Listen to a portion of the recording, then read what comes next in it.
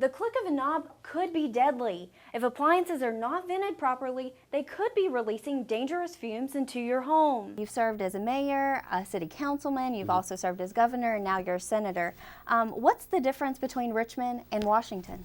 It's a lot more than just 90 miles, I'll tell you that. The local politics was how I started. A student is recovering after being airlifted to a local hospital Friday night.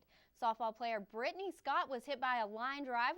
If you're in a building with no basement, what you can do is you can crouch down towards the floor, you can cover your head, and it's finally over for some Emory and Henry students. The college's commencement ceremony will take place on Saturday, May 10th at 10 a.m. Emory and Henry College officials have confirmed there is an ongoing NCAA investigation into football operations. This college is expanding. Emory and Henry College officials announced today that they've acquired the old Smith County Community Hospital building in Marion.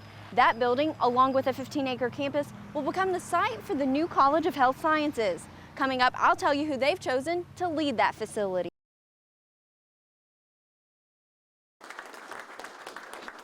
Administrators at Emory and Henry spent the morning celebrating over teaming up with Smith County in the town of Marion.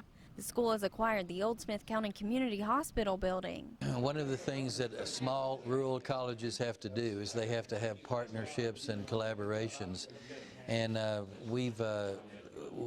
this seems so natural for us. And just announced Wednesday, the position of Dean of Health Sciences has been filled.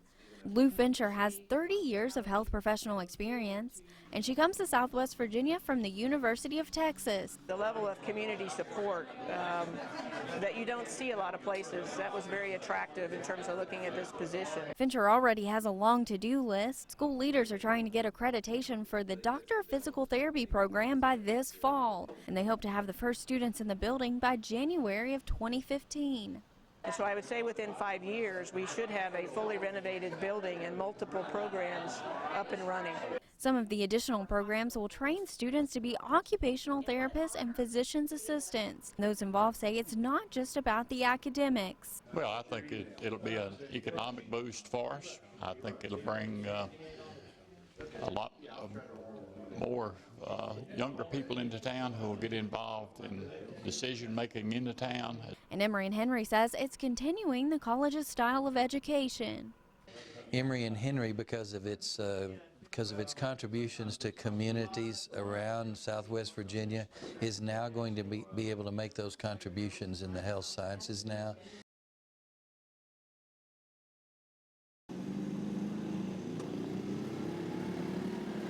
The mud throwing. The scenery is great. It's creating a lot of buzz in St. Paul, Virginia.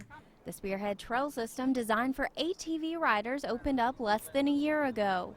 It spans more than 70 miles across Wise County, and it's bringing in business. By spring, we'll have 5 to 6 new businesses and about $600,000 in private investment in a town of 1,000 people in just 6 months, all from this trail system. Many people say they're happy to have such an experience right in their own backyards. We can leave the house and be here in 20 minutes and be on the trail riding. In other places, you know, have to drive 2.5, 3 hours to get there. So, you know, we're tickled to death to have something like this here. And this new trail means new business. It has some local business owners looking for new opportunities. From what I'm seeing, our tourism season is going to be 11 months because these ATV riders are hardcore. Spearhead Trails Executive Director Chuck Reedhammer says although the trails are fun, the economic impact is also important.